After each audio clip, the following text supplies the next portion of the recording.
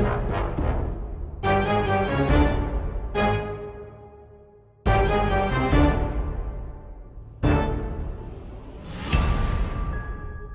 do you think it went? I am very proud of the product that we have created over this past year, pretty much. This year and a half, maybe, that it's been just about. Let me tell you that how hard that the people I've worked with have worked, because it would not have been possible without all my collaborators. And this is something that we can all be proud of, because this is some of the best acting that I've ever had in any of my movies. This is some of the best telling lies. My favorite part about producing this movie, I'm very proud of a lot of the aspects of the writing. Of course it's fun to work with actors and be on set, and it's cool to see that happening and see stuff being realized.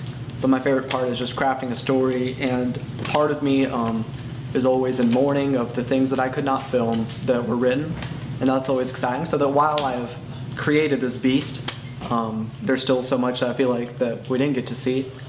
But part of my favorite points of creating this movie was being able to spend a lot of time in that process, especially as it was a musical. So all that time making the songs, and that took forever. This was your first musical, correct? Yeah, it wasn't. Yeah, it wasn't gonna be. Is it going to be your last? It's very tempting. Why is that? Very tempting to be my last musical. And I'll tell anyone that's listening that if you want to make a musical, you got to have singers. And I had, throughout this whole movie, I think 2 people sing. It's 3. Oh, Noah didn't sing. Noah didn't sing. There's the character of the grandfather, who opens his mouth eventually. But it's just me and you, Paul Condon. Well, you play 3 characters in this movie, and how was that, working with yourself, directing yourself? Well, I've always preferred that. You're the only person on set. Yeah, How was that? I know that I've produced, I feel like, some of my favorite scenes like that. Not my favorite scenes. My favorite scene in The Raven of Telltale is the scene on the bridge where Simon talks to Victor and the betrayal. But some of my favorite stuff to film that I feel like I can be artistic with is when it's just me and myself and no one can get in my way. And it's like I can take as much time as I need, and come back to the next day or whatever. There's a lot of freedom in being able to point to yourself. And I think part of that, and I've always done that for every movie I've made, there's been some scene where I've just set it up myself. But you have a lot more freedom when you're able to do that, and it also takes away your excuses. Because the thing is, we live in an age where if you want to make something, you can make it, whether that's music, whether that's a movie. It doesn't have to be good, but you know that you have the materials too. And that there's no excuse as to anything holding you back. If you don't have any other actors in your area, you can always just film with yourself in a room. And that's always enough. If you want to make music, we have all these tools. So we're living in an age where more stuff is being able to be created. And that's only a good thing. And that's part of why I like doing a lot of that stuff. Right. I feel like I should talk a little bit about the other personas too. Because a lot of my films have always featured some kind of aspect of a different, me playing a character that wasn't myself. Often the characters that I put myself in, humanly wise, end up being similar in some aspects, but there's always I try to make another character in this movie. You have the monster, the Raven, and then you also have the grandfather, which are 2 very completely different. Yeah, those are 3 characters. As his own character. Right, he's his own character, but he doesn't have that uniqueness that comes with being able to put on a mask and put yourself in a whole new character, which also came from when I worked with puppets and filming with Humphrey. He has his own voice, and and it's freeing to be able to perform without having to worry about how you look sometimes. So yeah, which brings me to my next question about acting behind a mask. Well, there was a lot of things that were I regretted and by doing that, because I wanted, especially with the grandfather, to see the eyes. With the Raven, it almost feels looking at a monster. It's it's glazed over, and so it's this expressionless beast, and I feel like that's almost appropriate. But the Raven is still such an emotional character because you have that archetype of the moody, Byronic hero with the mood swings, and you have this huge, very operatic, very dramatic story that makes this character very emotional, because of the circumstances of his life and, also because of his disposition. And so to wear a mask where you can't show that, it's the voice, it's the body movements. You realize how important those aspects of acting are. Because the face, of course, that's the key. If you don't have the face right, then sometimes it doesn't matter how much else you have right. But, when you take away the face, or the ability to act with the face, especially with the grandfather, because all that was ADR, you couldn't hear the voice coming from the mask, so I had to re-record all those lines clear, with the mic in front of my face. It's gotta be really hot in those masks, right? No, it is. I sweat in this movie more than I've in any other one.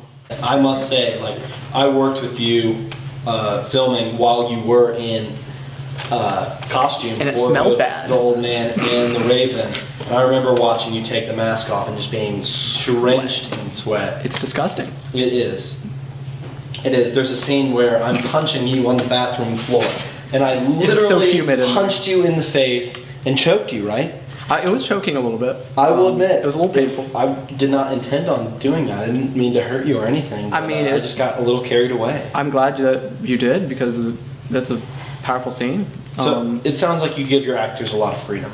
No, I try to, and it's because you look through the cast list and you look through the writing list, and there's a lot of similarities and people that have done both things. Because I know that I've consulted with you on a lot of the story elements. Noah had a big role in writing the story, and really, I feel like no one should know the character better than the actor. In most circumstances, the writer, of course, can craft the story, but putting yourself in the character's shoes, you should know them better than anyone else. So you should know what they would do, and you should know them better than the writer, which is kind of what Noah did. He decided that he knew the character better than me, so he said, "Here's the story that's happening now," and I said, "That's a better story." And you have to. It's important never to be too possessive of an idea. Or possessive of the nature of an idea, to allow it to change. Allow yourself to be approached with better ideas. Because I know with Noah, I've told him before that any idea that he would present to me, I would not always accept it, but it would always be a good idea. And that's, so you have to recognize that. And I try to allow that with every aspect of filmmaking, allowing the actors to dictate the story, but also during the takes, I'm not someone who is always sticking to the script, unless you have to due to logistical reasons, because sometimes I'll film with two actors in different locations at different times, which I do more than I like to. A lot for this movie, and so sometimes it was just something to fall back on. And so you have to stick to script then, but with each line, you have the freedom of being able to say it the way you want it. And there are very few times that I would interrupt and say, "I don't like the way you're saying that." It happens, because when you direct, you have to get what you want in the end.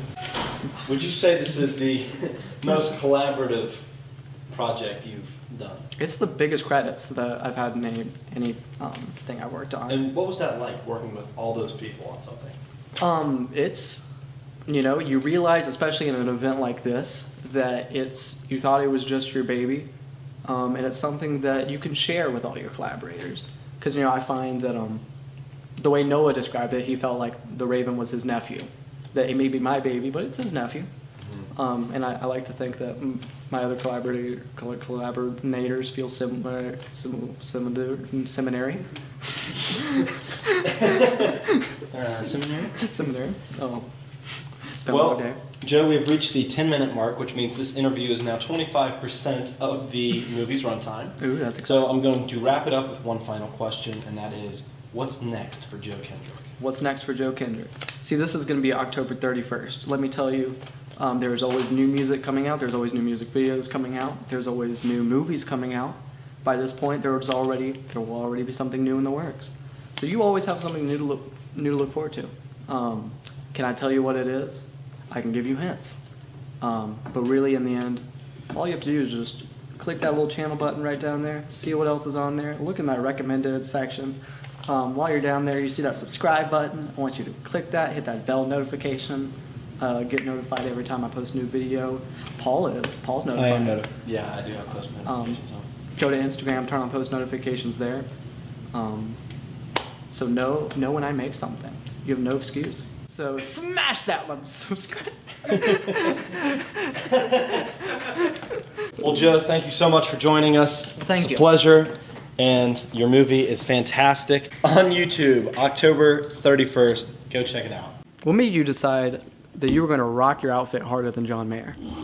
Oh, I actually do kind of feel like John Mayer. Do I need to show myself off? I think you should show yourself off. I don't have the jacket on, but You're missing the jacket. It's over here. not bad.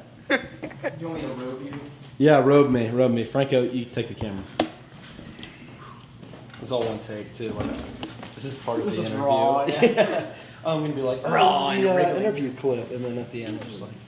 Well, this would be in the behind the scenes.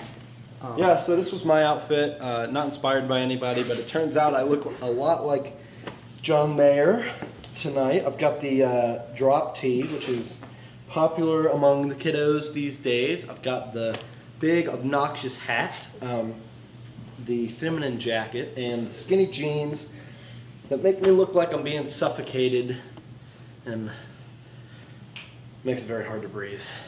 Indigo nuts. Yeah. But it's worth it. And old man shoes.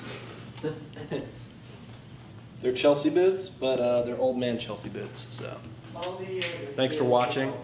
Like Joe said, hit that subscribe button. Smash that like button! Okay, cut.